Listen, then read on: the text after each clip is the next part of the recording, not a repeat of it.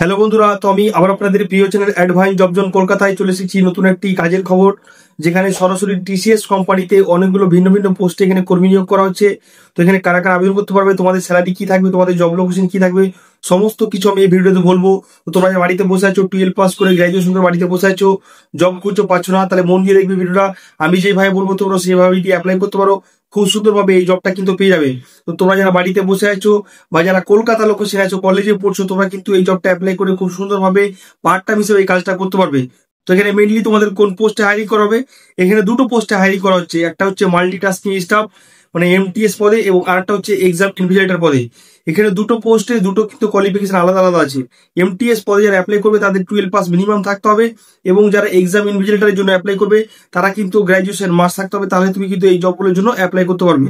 এখানে ছেলে মেয়ে সবাই কিন্তু আবেদন করতে পারবে। এগুলো কিন্তু শিফট হয়, স্যালারি কাউন্ট হয়, এরকম নয় তোমাকে মান্থলি ফিক্স দেবে না। তুমি যটা শিফট করবে সেই হিসাবে তোমাকে কিন্তু টাকাগুলো পেমেন্ট করবে কোম্পানি। তো যারা কাজটা করতে চাইছো সুন্দরভাবে অ্যাপ্লাই করে, তোমরা কিন্তু কলকাতায় যারা থাকছো, যারা কলকাতায় এসে থেকে কাজ করতে পারবে তারাই কিন্তু অ্যাপ্লাই করবে, কারণ এটা জব লোকেশন শুধুমাত্র এখন কলকাতা লোকেশনের জন্য অ্যাপ্লাই করা হচ্ছে। তো যারা কলকাতায় এসে কাজ করতে পারবে তারাই কিন্তু অ্যাপ্লাই করবে।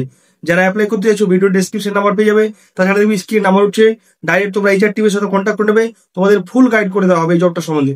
বাবাই।